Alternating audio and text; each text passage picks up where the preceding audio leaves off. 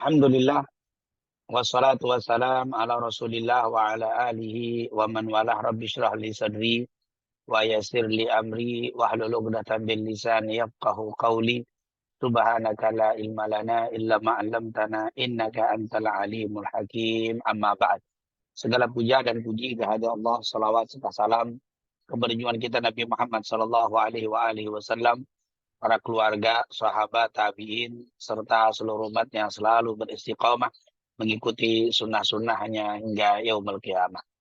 Alhamdulillah, pada pagi hari ini kembali kita dapat bersilaturahim walau melalui Zoom untuk bersama-sama mempelajari dan membahas hadis-hadis Nabi Muhammad Shallallahu Alaihi Wasallam yang terdapat dalam kitab Arba'in An-Nawawiyah. Semoga apa yang kita pelajari ini mendapatkan keberkahan dan keridhaan dari Allah Subhanahu wa taala. Amin ya rabbal alamin.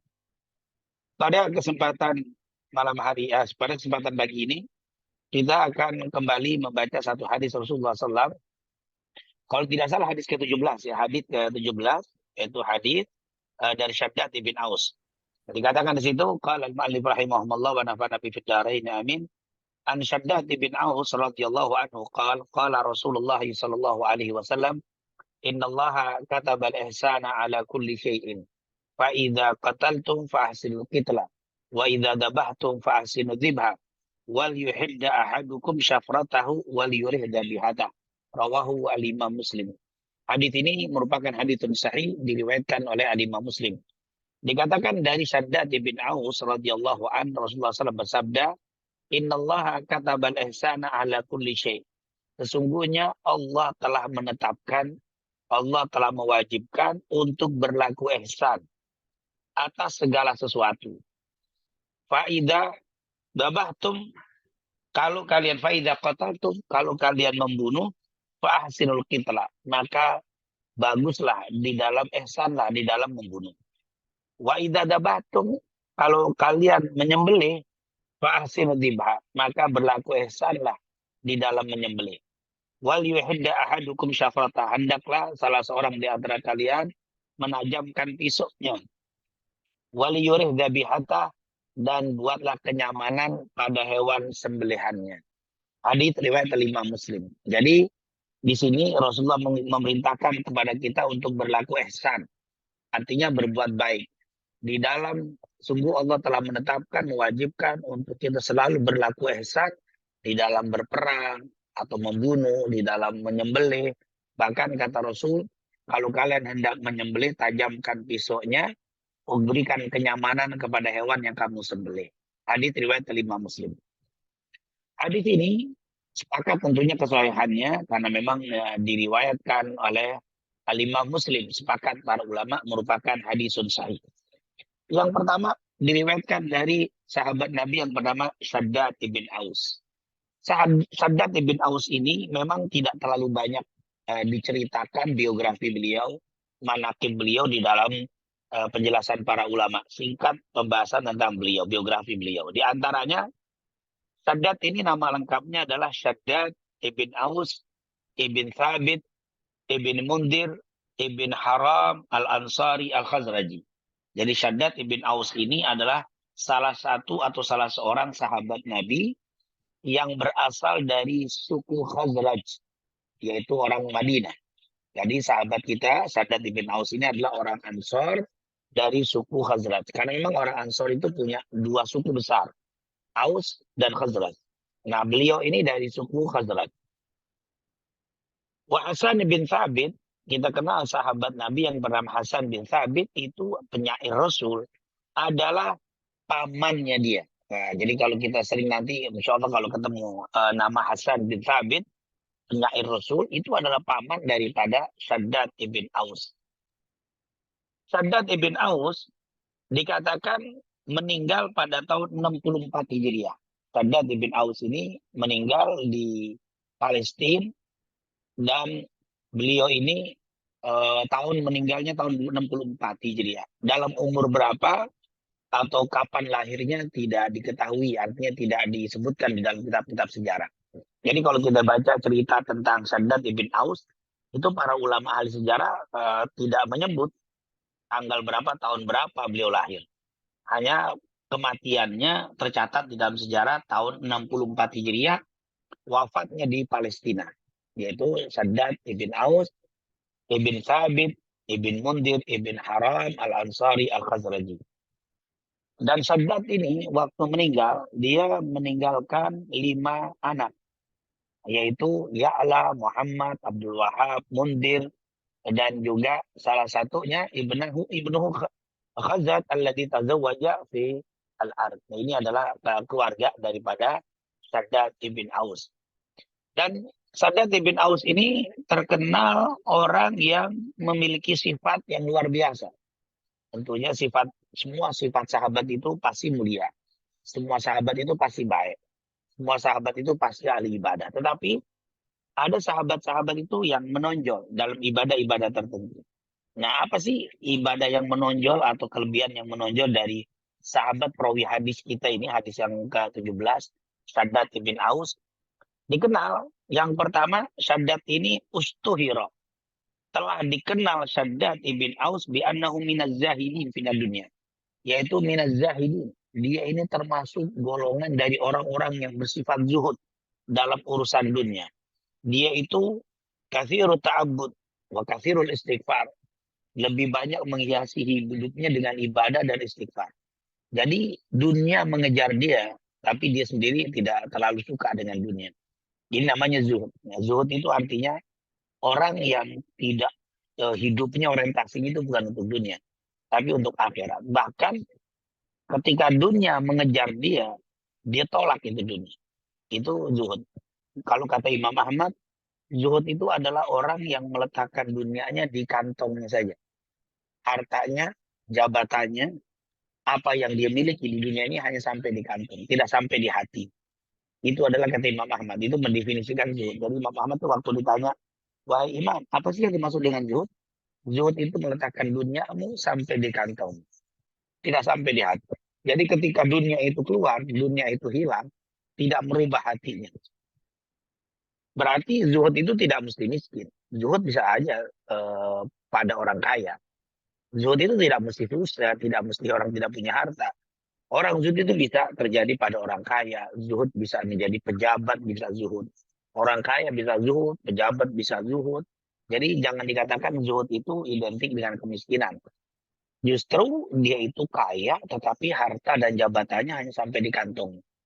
Ketika hartanya, jabatannya hilang, tidak akan berpengaruh dengan hatinya, tidak akan berpengaruh dengan iman. Tapi kalau harta jabatannya sudah masuk ke dalam hati, maka ketika keluar hartanya, jabatannya, tidak lagi menjabat, hatinya goncang, hatinya stres. Nah, ini menunjukkan dia masih belum zuhud. Jadi zuhud itu bisa saja terjadi pada orang kaya, bisa terjadi pada orang pejabat, itu bisa zuhud. Tapi siapa ini Saddad bin Aus, kekayaan yang datang kepada beliau, beliau tolak. Jadi nggak sempat masuk ke kantongnya tapi ditolak. Jadi bukan zuhud ya, orang yang mencari dunia nggak dapat terus dia zuhud. Itu bukan zuhud, itu memang susah atau nggak punya harta karena memang dia sudah mencari nggak dapat. Tapi zuhud itu dia bisa untuk menjadi orang kaya, dia bisa untuk menjadi pejabat, dia bisa untuk meraih berbagai macam kemegahan dunia, tapi dia tolak itu. Ataupun kalau dia masuk, maka masuk dengan di kantong. Itu adalah zuhud. Dan ternyata salah satu sahabat yang luar biasa di dalam zuhud terkenal adalah Saddad ibn Aus. Dikatakan oleh para ulama, kathirul wara. Selain di Aus, Saddad ibn Aus ini minaz zahidin, juga kathirul wara wa kathirul khawf. Beliau ini orang yang sangat wara dan sangat takut untuk melakukan berbagai macam maksiat. Nah, waro ini beda dengan zuhud.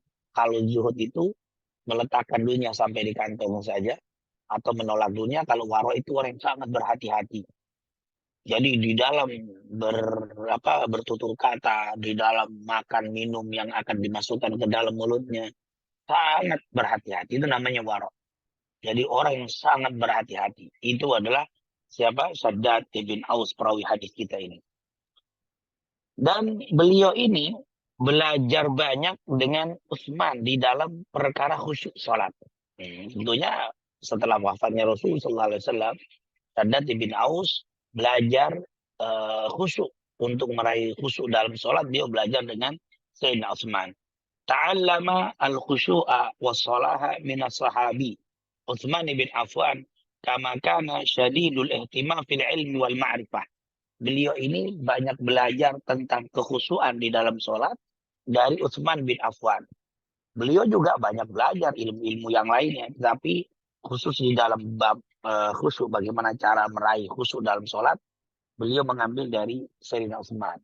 Maka bisa dikatakan beliau ini adalah murid daripada Sayyidina Utsman bin Affan. Walaupun sama-sama sahabat, karena memang kita tahu sahabat itu semuanya mulia. Tapi tidak semua sahabat itu dalam satu kedudukan. Ada sahabat yang lebih, ada yang sahabat biasa, ada yang sahabat di bawah. Artinya keilmuan berbeda-beda, dari segi ibadah juga berbeda-beda, kemuliaan mereka berbeda-beda. Nah, Shaddad bin Aus ini banyak belajar dari Sayyidina Utsman di dalam khusyuk, di dalam mendirikan sholatnya. Dan yang menonjol juga dari sifat Shaddad bin Aus, beliau ini adalah orang yang sangat sabar. Orang yang sangat sabar ketika menerima ujian dari Allah Subhanahu wa taala. Bahkan sabar ketika mendapatkan perlakuan yang tidak baik dari orang lain. Maka disebut karena Shaddad ibnu Ausin haliman indal ghadab wa kana yaktumu ghadabahu jayyidan. Beliau ini adalah orang yang sangat haliman indal ghadab. Artinya orang yang sangat bijak bersikap, berbuat ketika dalam keadaan marah. Wa kana yaktumu, dan beliau ini suka menutup ghadabuhu, yaitu ghadabahu jayyidan, marahnya, emosinya dengan baik. Artinya beliau itu walaupun dalam keadaan marah, beliau itu sangat bijaksana. Maaf, kadang-kadang kita itu bisa berlaku baik, kita bisa mengontrol pembicaraan kita, mengontrol perbuatan kita ketika kita dalam keadaan tidak marah. Tapi kadang-kadang ada di antara kita ketika marah, itu semua berubah. Perkataan jadi kasar, perbuatan jadi yang tidak layak dilakukan karena sedang emosi. Tapi sadar, walaupun dalam keadaan marah, beliau haliman indal ghadab. Tetap bijaksana dan sangat menjaga, walaupun dalam keadaan marah. Yaktum ghadabah, pandai menutupi marahnya dengan tetap dengan bersikap yang bijaksana. Ini artinya orangnya itu sangat sabar. Dia sangat sabar. Ini siapa? Shaddad bin Aus, perawi hadis kita. Bahkan dikatakan wa minhum man utiya ilman wa lam yu'ta ilman. Karena kita tahu ada orang yang dikasih sabar, bijaksana, tapi nggak dikasih ilmu. Ada juga wa minhum man utiya ilman wa hilman. Tapi ada juga orang yang dikasih ilmu dan sabar, bijaksana.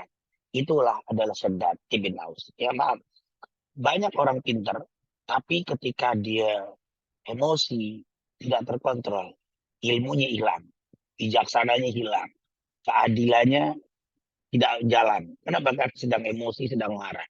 Tapi Shaddad bin Aus, walaupun dalam keadaan marah, tetap ilmunya tampak, kebijaksanaannya tetap berjalan. Jadi kondisi fisik, kondisi dia tidak merubah keilmuan dan keadilan. Kebijaksanaan tetap berjalan. Ini tentunya sesuatu yang bernilai khusus. Karena tidak setiap orang yang bisa mengontrol emosinya, tidak setiap orang bisa berlaku adil, baik, walaupun dalam keadaan marah. Tapi beliau termasuk yang bisa melakukan itu. Makanya dalam Al-Quran, wala taj'alu sana'anu qaumin ala alla ta'dilu. I'dilu huwa aqrabu littaqwa. Jangan marahnya kamu kepada satu kaum membuat kamu tidak berlaku adil. Berlaku adillah. Sesungguhnya keadilan itu mendekati pada ketakwaan. Jadi orang yang sedang marah, orang yang sedang emosi, orang yang tidak suka dengan seseorang, lalu dia menentukan hukum untuk orang itu, tetap dia berlaku adil. Itulah orang yang bertakwa. Dan tidak semua orang bisa melakukan itu. Tapi Shaddad bin Aus termasuk yang bisa. Walaupun dalam keadaan marah, walaupun dalam keadaan benci, walaupun dalam keadaan disakiti, Tapi kalau dia menetapkan hukum tetap berlaku adil dan beliau sangat bijaksana walaupun dalam keadaan marah. Ini tentunya sesuatu yang istimewa ya dari Shaddad ibn Aus. Nah, tentunya cukup banyak mungkin kalau kita baca kitab-kitab sejarah tentang Shaddad ibn Aus. Intinya beliau ini meninggal pada tahun 64 Hijriah di kota Palestina. Kita tahu Palestina ini luar biasa, yang suka dulu disebut Syam, itu masuk ke dalamnya Palestina. Itu adalah kota yang bersejarah, kota yang mulia, bahkan di dalamnya ada Masjidil Aqsa.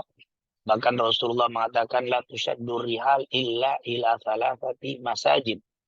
Jangan kalian bersusah payah untuk pergi berjauh-jauh, bercapek-capek, kecuali untuk mendatangi 3 masjid. Masjidil Haram, kata Rasulullah, wa masjidi hadza, wa masjidil Aqsa. Kata Nabi, janganlah kalian bercapek-capek sampai mengeluarkan tenaga, mengeluarkan biaya yang besar untuk mendatangi masjid. Karena masjid itu tidak ada keistimewaan kalau kita datangi saja untuk kita kunjungi. Atau sholat, kita rumahnya di wilayah tertentu, kita nyari ke Istiqlal untuk sholat di Istiqlal. Sebenarnya tidak ada keistimewaan Istiqlal. Ya, untuk kita sholat di Istiqlal sama sholat di masjid kampung kita sama saja. Tapi kata Nabi, tidak mengapa untuk kalian pergi jauh untuk mendatangi 3 masjid. Masjidil Haram Mekah, silakan kumpulkan uang, kumpulkan tenaga untuk berangkat ke Mekah untuk sholat di Masjidil Haram. Yang kedua, Masjid Hadza, masjidku, Masjid Nabi Madinah. Silakan kumpulkan uang, tenaga untuk berangkat ke Madinah karena di situ punya keistimewaan.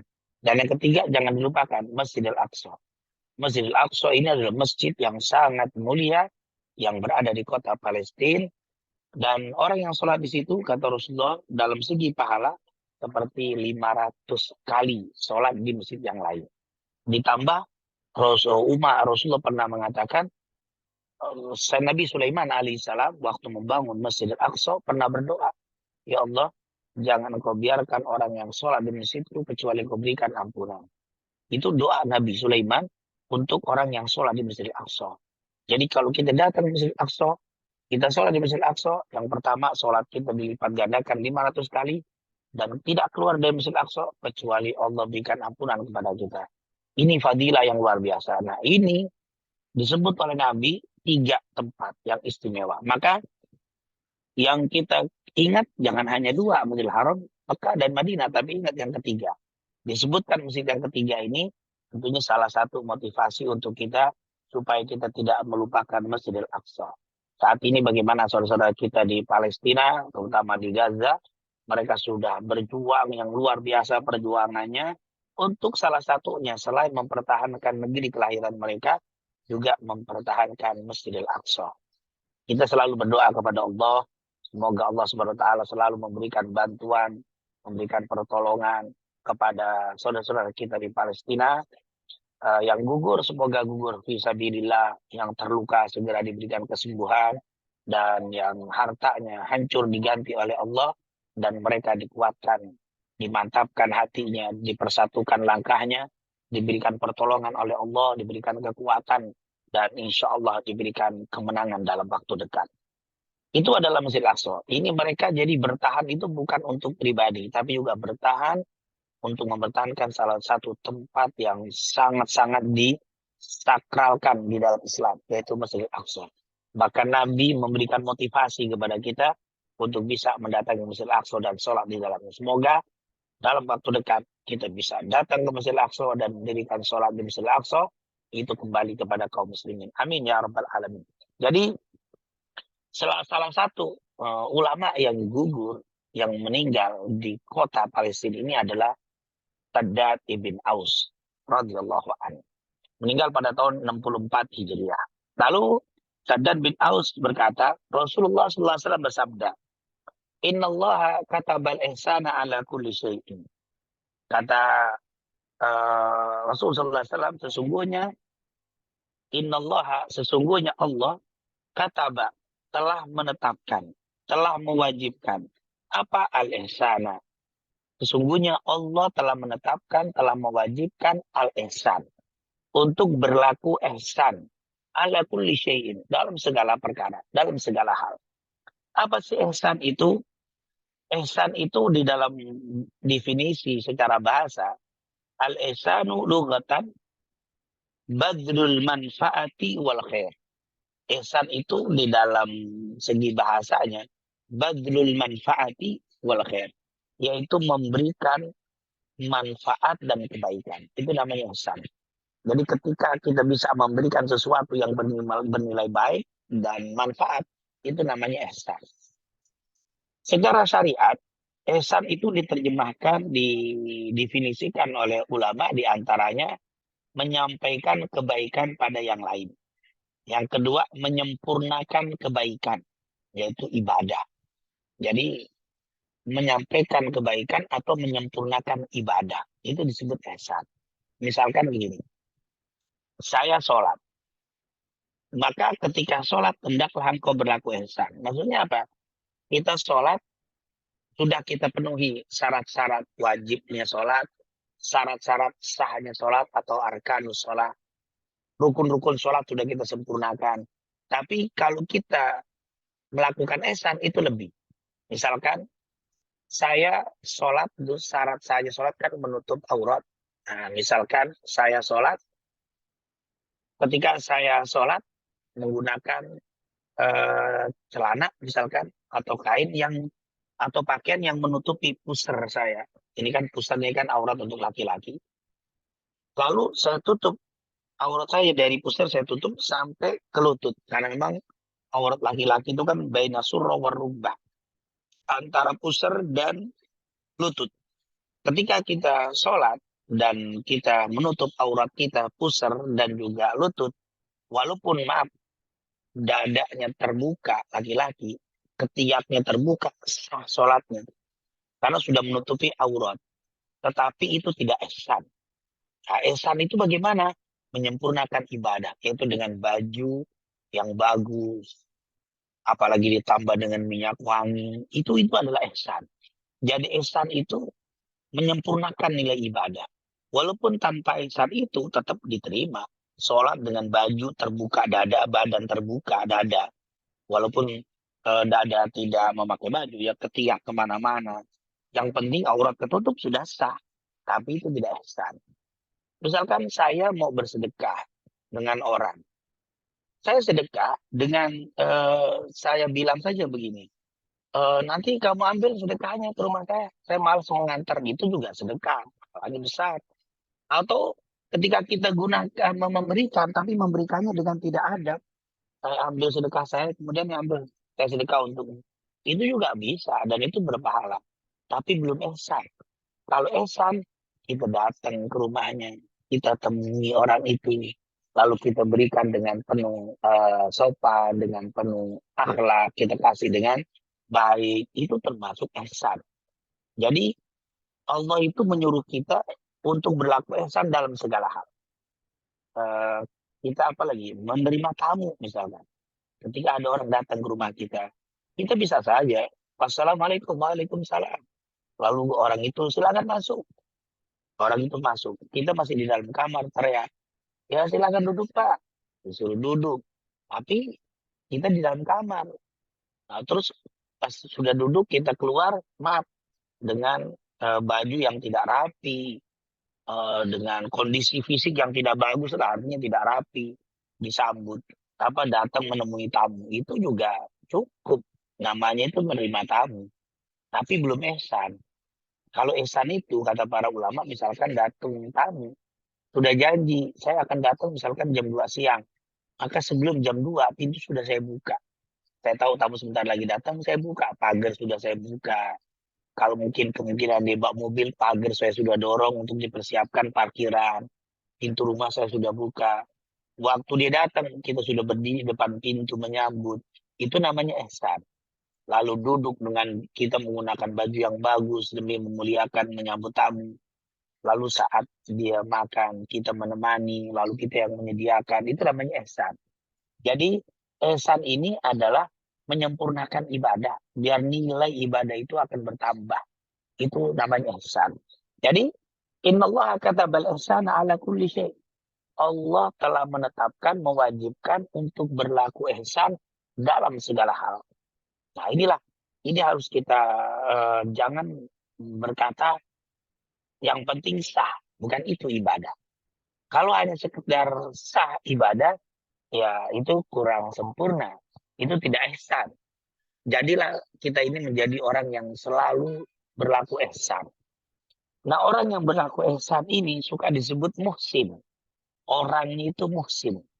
Siapa orang yang selalu berbuat ihsan? Orangnya disebut muhsin. Maka jadilah orang yang muhsin di dalam berbagai macam.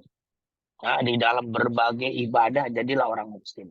Ketika kita baca Quran, tidak apa-apa. Boleh saja kita baca Quran dengan tidur-tiduran, baca Quran dengan posisi duduk yang ya mungkin tidak rapi lah.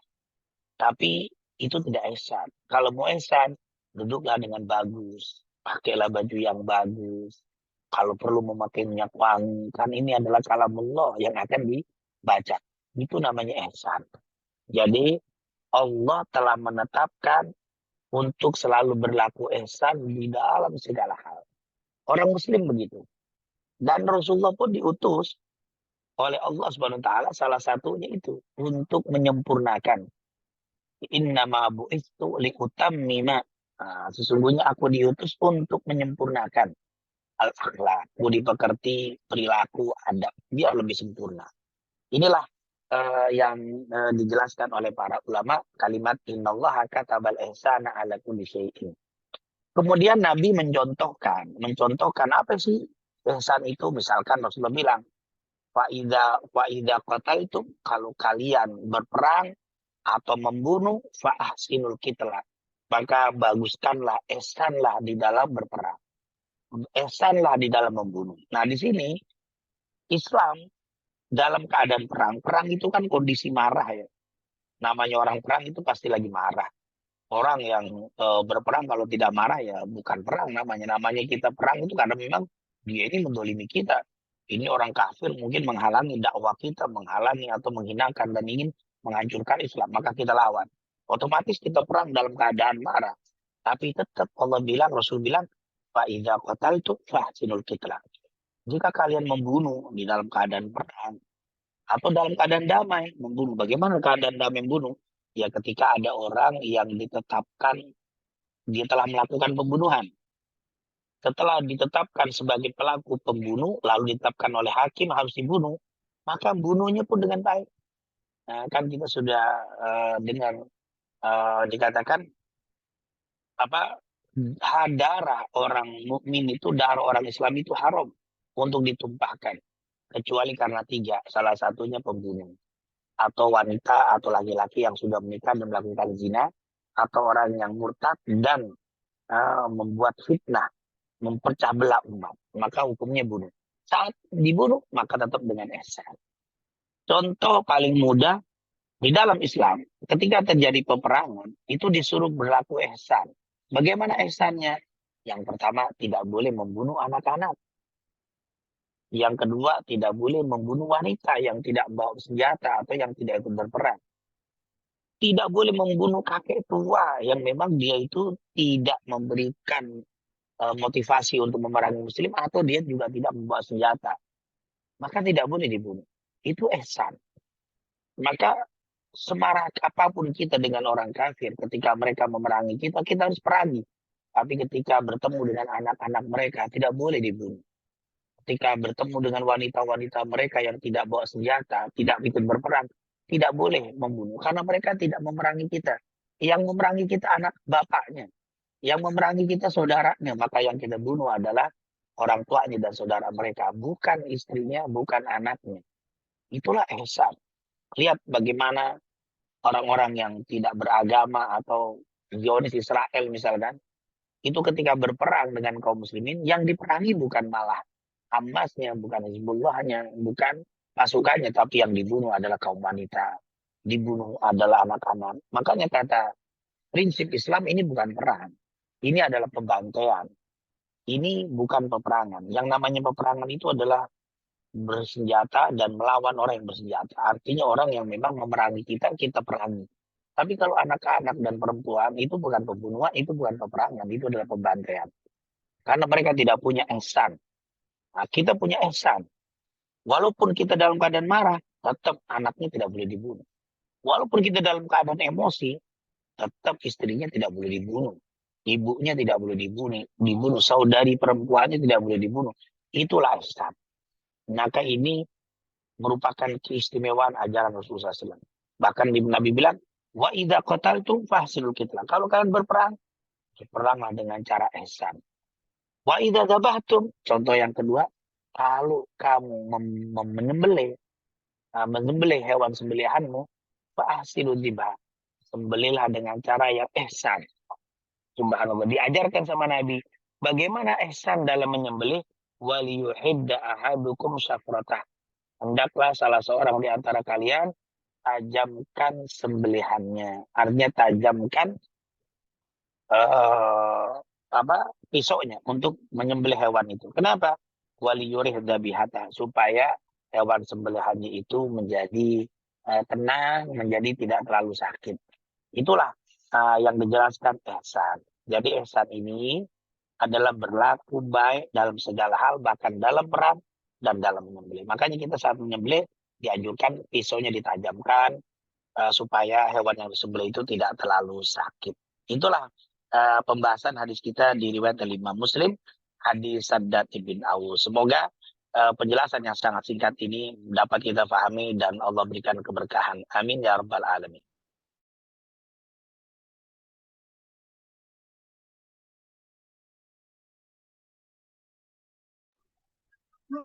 Ya, jazakallahu atas materi yang disampaikan.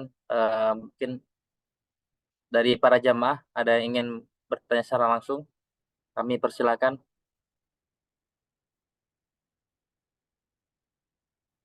Mungkin kalau tidak ada, mungkin izin Ustadz memulai pertanyaan karena masih ada waktu sekitar 15 menit Ustadz di pagi ini. Kalau terkait dengan zuhud Ustadz, tadi sampai katakan dengan zuhud dan waro gitu ya. Kalau boleh Ustadz, kira-kira apakah ada tips gitu ya, tips untuk kita supaya jadi zuhud Ustaz. Karena mungkin kadang ketika di posisi kita dalam jabatan yang tinggi atau mungkin memiliki kekayaan yang banyak gitu Ustaz ya, kadang kita sering lupa gitu, saya sering lupa yang mengabarkan kita tidak bisa bersifat waro dan ataupun zuhud Ustaz. Mungkin apakah ada tips atau langkah-langkahnya Ustaz? Mohon penjelasannya Ustaz. Baik, saya lupa tadi ayat ada cukup banyak ya selain hadis ini untuk kita berlaku ihsan itu banyak ya di dalam Al-Quran. Saya lupa. Di antaranya surat An-Nahl misalkan ayat 90. Innallaha ya'murukum bil adli wal ihsan. Innallaha ya'murukum bil adli wal ihsan wa ita'idil qurba dan seterusnya. Atau surat Al-Baqarah 194. Wa ahsinu innallaha yuhibbul muhsinin dan seterusnya. Ada banyak sekali ayat tentang ihsan. Kemudian berkaitan dengan zuhud dan waro, memang kalau zuhud ini memang tidak setiap orang yang alim itu zuhud. Zuhud ini istimewa ya. Banyak orang-orang alim tapi tidak bersikap zuhud. Apalagi orang-orang yang tidak mengerti, tidak alim. Yang alimnya saja banyak yang tidak bersikap zuhud. Bahkan kalau dilihat dari gambaran Nabi, Rasulullah SAW kan mengatakan, nanti di akhir zaman umatku itu bagaikan kue yang berada di hidangan di sebuah pesta. Lalu setiap orang memotong kue-kue tadi, dicabik kanan, kiri, pinggir semua sampai habis. Sampai-sampai sahabat bilang, amin killatina ya Rasulullah. Apakah kita karena sedikit ya Rasul? Kok orang Islam dicabik-cabik sana sini, diporak-poranda habis, tidak ada perlawanan. Amin killatina. Apakah kita sedikit ya Rasulullah saat itu? Rasulullah bilang, bal antum kusur. Kalian itu banyak sekali. Tapi kalian banyak bagaikan buih di lautan yang tidak ada kekuatan. Karena kalian kena penyakit wahan. Sahabat nanya, apa itu ya Rasulullah penyakit wahan? Ya maaf ya, seperti Palestina saat ini. Itu kalau kita muslimin peduli, terutama negara-negara teluk misalkan yang ada di sekitarnya. Kalau mau turun tangan, selesai. Karena ini luar biasa, kita banyak, kekuatannya lebih. Tapi kenapa kok bisa umat Islam dicabik-cabik dan tidak ada daya untuk melawan apa yang dilakukan oleh musuh-musuh Islam? Maka Nabi bilang, karena kalian saat itu kena penyakit wahan. Lalu ditanya, apa itu wahan ya Rasulullah? Apa sih yang dimaksud dengan wahan itu ya Rasulullah SAW? Maka Nabi bilang, wahan itu adalah hubbud dunya wa karahiyatul maut. Wahan itu adalah cinta kepada kehidupan dunia dan juga eh, apa namanya hubbud dunya wa karahiyatul maut. Cinta kepada kehidupan dunia dan juga takut kematian. Itulah yang menyebabkan apa orang itu ke Islam ini tidak punya daya, tidak punya kekuatan. Kenapa? Karena cinta dunia dan hubbud dunya wa karahiyatul maut. Cinta dunia dan takut mati. Ini yang dikatakan lawan daripada zuhud. Kalau zuhud tidak suka dengan dunia, artinya tidak suka bukan berarti dia tidak mau hidup di dunia, tidak, tapi dunia itu tidak dijadikan orientasi hidupnya, tetapi dunia itu hanya sebagai wasilah. Nah, ini makanya kalau ditanya apakah orang yang saat ini kaya atau bisa zuhud itu tidak mudah. Jangankan orang kaya biasa, orang alim saja susah. Apalagi di masa sekarang. Semakin sedikit orang-orang yang memiliki sifat zuhud. Oleh karena itu, tentunya kita harus mencari jalan-jalan supaya kita zuhud. Walaupun memang dijelaskan oleh para ulama kemuliaan zuhud dan beberapa cara untuk zuhud itu memang resep atau metode atau kiat supaya kita zuhud itu memang sulit ya kita cari dari penjelasan para ulama. Apa caranya? Mungkin bisa kita lihat dari beberapa dalil dari Quran dan hadis untuk menumbuhkan zuhud. Yang pertama, kata para ulama, harus kita mengetahui apa itu hakikat dunia. Ini harus kita ketahui. Harus kita teliti, kita bahas apa sih hakikat dunia itu. Nah, itu kalau kita sudah mengetahui hakikat dunia, maka tentunya kita tidak akan merakus terhadap dunia itu. Kita tidak akan mengejar hidup itu hanya untuk dunia karena kita tahu hakikat dunia. Dikatakan dalam Al-Qur'an, wa mal hayatud dunya illa mataul ghurur. Tidak lain dan tidak bukan kehidupan dunia itu hanya fata morgana semata. Jadi kita harus tahu itu hakikat dunia. Kemudian juga kita harus tahu bahaya dunia. Rasulullah sering mengatakan ittaqud dunya wattaqun nisa. Kan Rasulullah pernah bilang inna hadhihi dunya hulwun wa khadirah wattaqud dunya wattaqun nisa. Sungguh dunia ini manis dirasa, enak dipandang. Maka berhati-hatilah kamu terhadap dunia yang ternyata dunia ini pada hakikatnya hanya dilihat enak, dirasa enak, dilihat nyaman, tapi pada hakikatnya adalah dunia yang sementara.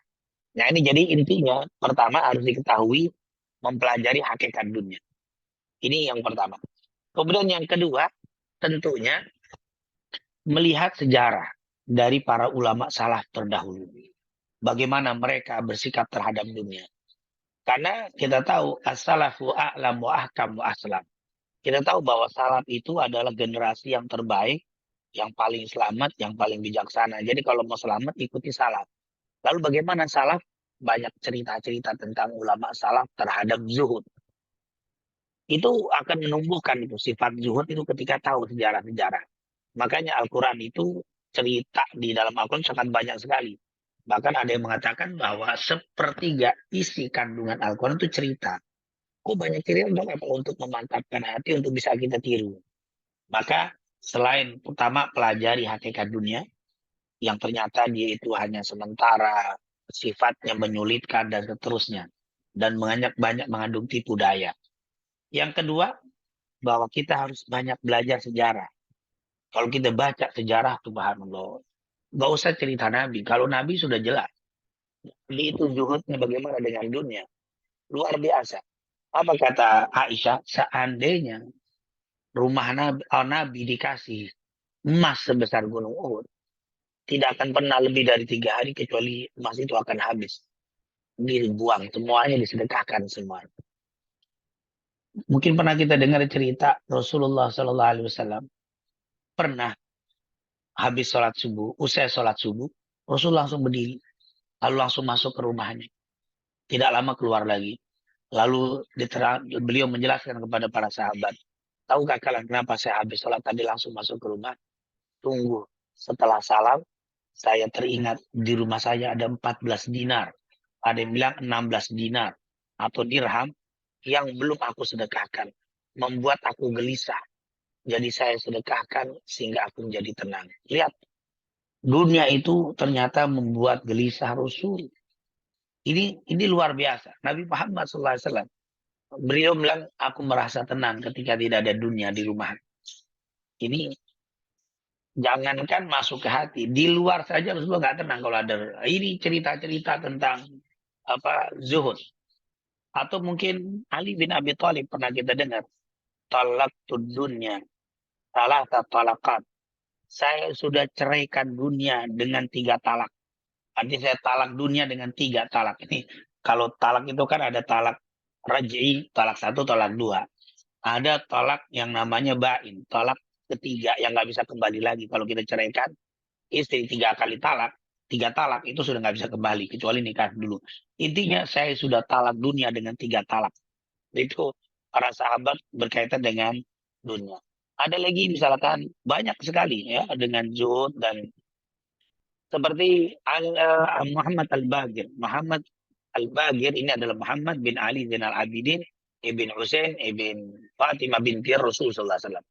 Itu Muhammad Al-Bagir pernah bilang, seandainya Allah kasih saya dunia dan isinya. Kemudian dalam sekejap, dunia dan isi yang Allah kasih kepada saya hilang, lenyap, tidak tersisa. Wallahi saya tidak akan pernah mengeluarkan air mata saya walaupun 1 tetes air mata untuk menangisi dunia saya. Dunia tidak layak untuk kita keluarkan air mata untuk menangisi dunia.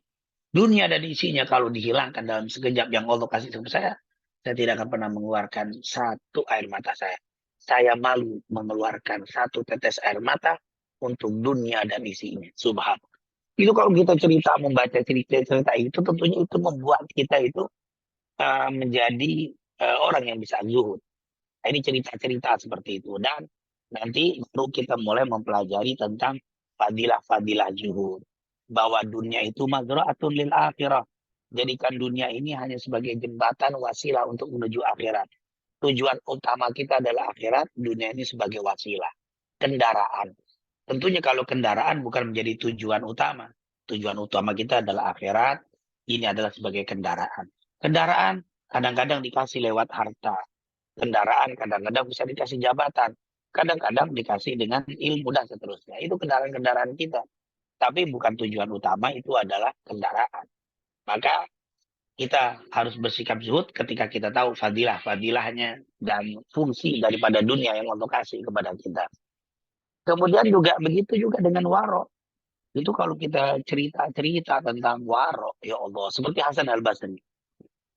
Waktu itu ada seseorang datang kepada Hasan Al-Basri. Wahai Imam Hasan Al-Basri, saya ingin bertanya kepada anda tentang waro, kehati-hatian. Kata Hasan Al-Basri, mungkin dulu saya bersifat waro, tapi sekarang saya udah nggak ada waro lagi, katanya. Loh, kenapa? Waktu itu, ontak saya atau kuda saya keluar dari kandang saya, masuk ke kandang milik tetangga. Jadi tetangga saya juga punya kuda, punya ontak. Ontak saya atau kuda saya masuk ke kandang dia. Saya tidak tahu kalau kuda itu masuk ke kandang tetangga saya. Lalu saya ambil, saya keluarkan kuda saya. Saya bawa masuk ke kandang saya. Tapi waktu itu saya lupa membersihkan kuda saya, kaki-kakinya. Jadi kuda saya masuk ke kandang tetangga saya, ada tanah tetangga saya masuk ke kaki kuda saya. Waktu saya keluarkan kuda saya lupa mengeluarkan tanah-tanah tetangga saya di kandangnya. Sehingga tanah tetangga saya itu ada yang tercampur dengan tanah saya gara-gara dari kaki kuda terbawa. Sejak saat itu aku sudah merasa tidak hidup warok lagi. Karena ada syubhat yang masuk di dalam tanah saya milik tanah tetangga. Subhan. Itu waroknya orang-orang dulu. Begitu luar biasa. Bahkan ada seseorang di zaman Hasan al-Basri. Waktu itu dia itu ditegur sama Hasan al-Basri atau ulama di zaman itu. bahwa kamu ini waroknya sudah hilang. Kamu tidak punya sifat warok lagi. Kenapa? Gara-garanya beliau ini suka membaca kitab. Membaca kitab agama, kitab tafsir atau kitab fikih, baca kitab agama.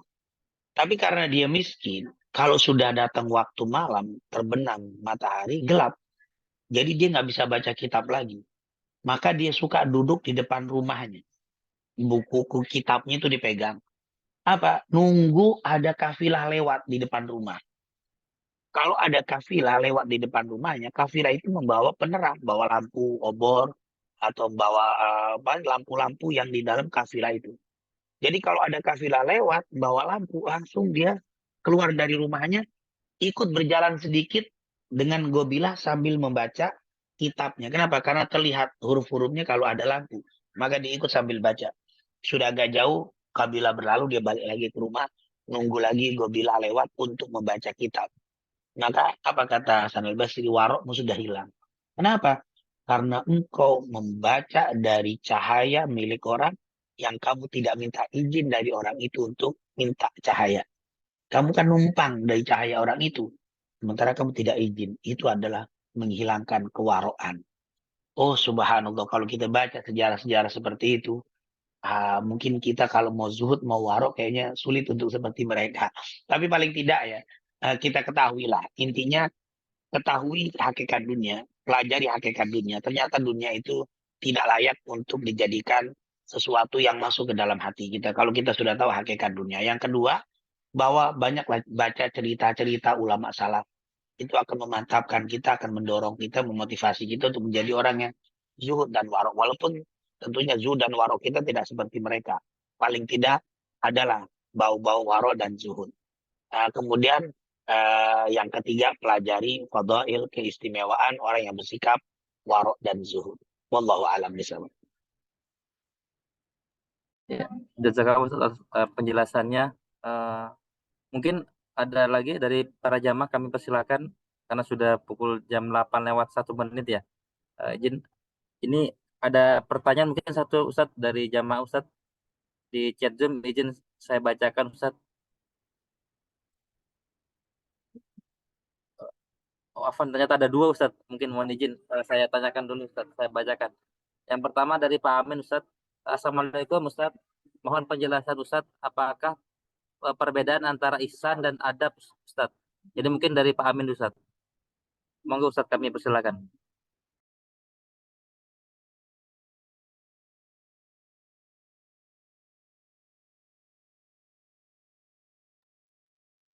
Pak masih di mute kan sepertinya Ustaz.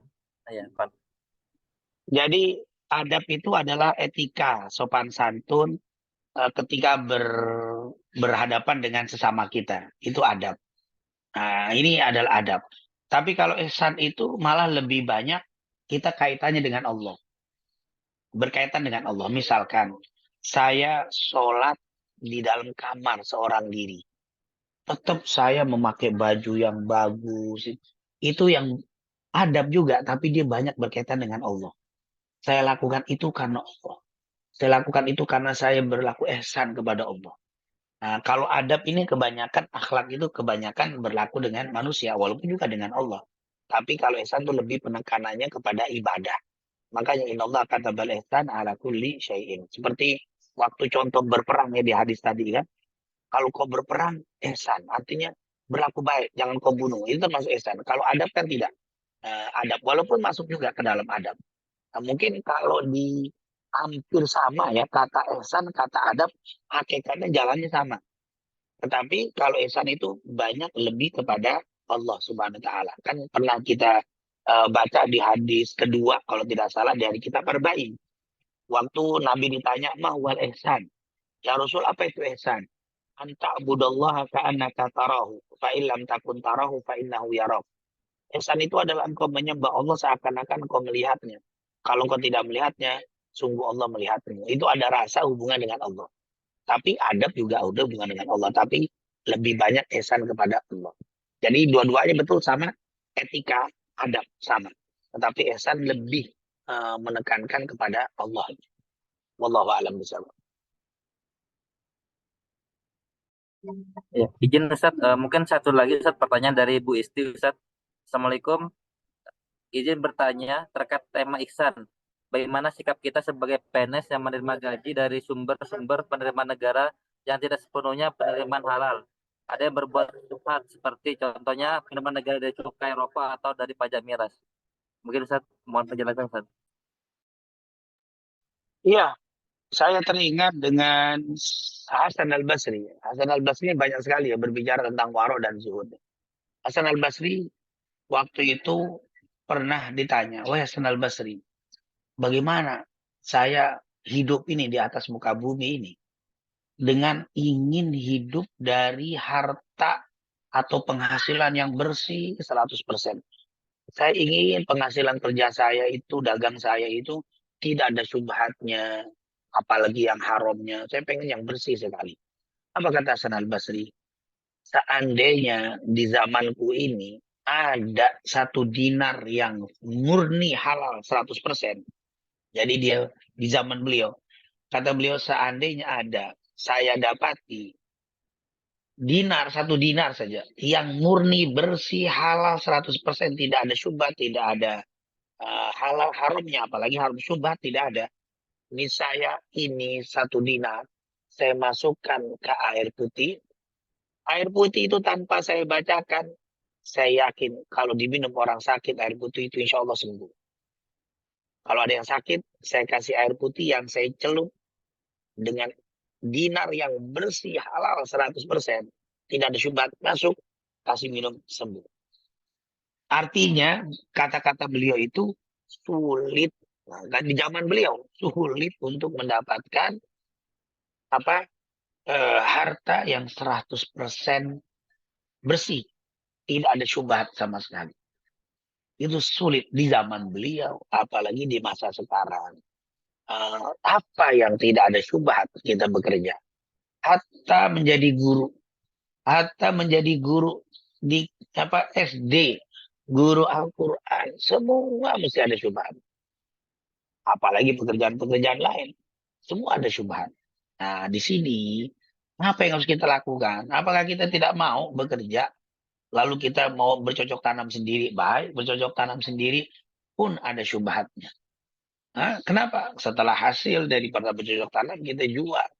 Lalu yang membeli tadi ternyata ada orang-orang yang ternyata syarikat atau perusahaan-perusahaan atau apa yang mengandung syubhat juga. Kemudian ada juga Ustadz yang dikasih uh, apa namanya mukafahnya, hadiahnya lewat bank, syubhat juga. Jadi semua mengandung syubhat. Padahal di zaman Hasan al-Basri saja sudah terjadi, bagaimana di zaman sekarang?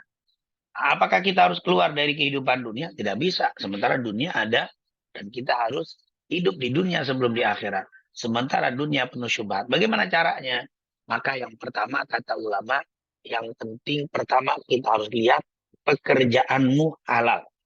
Pekerjaan yang kita lakukan halal. Tapi kalau kita bekerja, ya maaf, menjual yang haram, itu sudah jelas tidak boleh. Jual homer, haram. Menjual babi, haram. Atau bekerja, maaf, di tempat maksiat, diskotik, dan sebagainya, haram. Itu jelas, itu bukan syubhat. Tapi kalau bekerja di tempat yang halal, tetapi di situ ada syubhat, itu semua. Saya misalkan buka penginapan hotel, mesti ada yang haram atau syubhatnya. Saya buka rumah sakit, mesti ada syubhatnya. Apa yang tidak ada syubhat? Semua mengandung syubhat. Maka di sini yang penting halal. Masalah ada syubhatnya tidak bisa dihindari di zaman sekarang. Tapi kalau haram baru itu tidak bisa lagi, harus ditinggalkan. Yang kedua, bahwa kita harus banyak bersodakoh. Dengan syubhat-syubhat ini kita harus banyak sodakoh. Tentunya zakat sudah jelas. Sodakoh karena zakat itu membersihkan harta yang kotor. Begitu juga sodako tentunya membersihkan yang syubhat-syubhat tadi. Maka di sini harus membayar zakat. Tapi tentunya tadi hasilnya dari hasil kerja ya. Jangan kita mencuri terus saya sedekatin. Itu tetap aja tidak hilang. Karena itu kalau mencuri bukan ada yang syubhat, bukan ada yang kotor. Tapi semuanya kotor.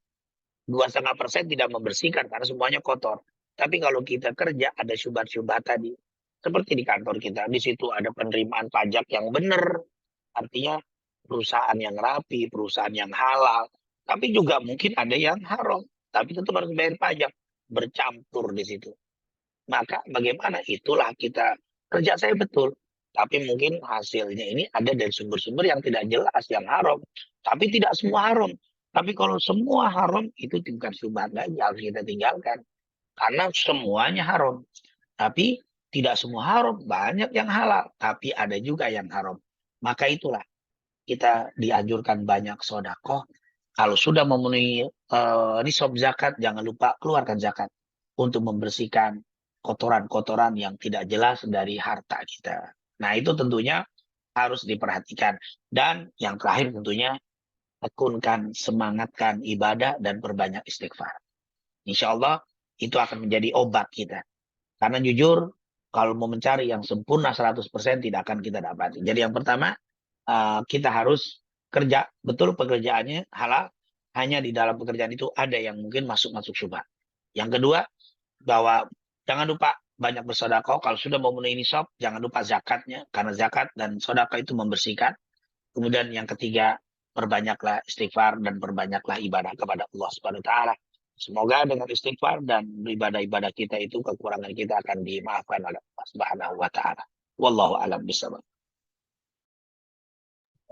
Baik Ustadz, jazakallahu atas penjelasannya. Afwan Ustadz, ini sudah lewat 10 menit dari jadwal. Izin kami tutup. Sebelum kami tutup, mohon berkenan dari Ustadz untuk memimpin doa terlebih dahulu. Pada Ustadz kami persilakan. Baik, kita tutup majelis kita di pagi hari ini. Semoga dengan keberkahan, dengan tawasul, dengan amal soleh kita, dengan majelis ilmu yang kita lakukan, Allah gabulkan hajat-hajat kita, Allah mudahkan segala urusan kita, Allah ampuni segala dosa kita, dan Allah SWT memberikan rizki yang halal dan thayyibah untuk kita semuanya. Amin. Ya Rabbal Alamin. Rabbana taqabbal minna innaka antas samiul alim. Wa tub alaina innaka antat tawwabur rahim. Allahumma inna nas'aluka ilman nafi'an wa rizqan thayyiban wa amalan salihan maqbula.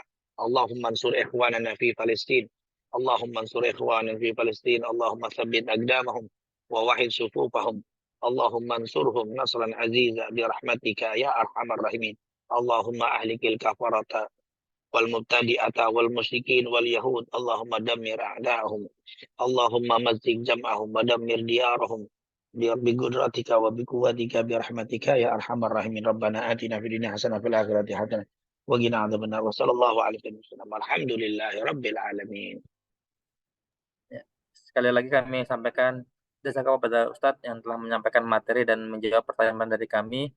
Kami tutup pengajian kita pada pagi dengan bacaan hamdalah, alhamdulillahirabbil alamin, istighfar, astagfirullahaladzim dan doa kafaratul majelis. Subhanaka wa humma bihamdika asyhadu an la ilaha illa anta astaghfiruka wa atubu ilaik.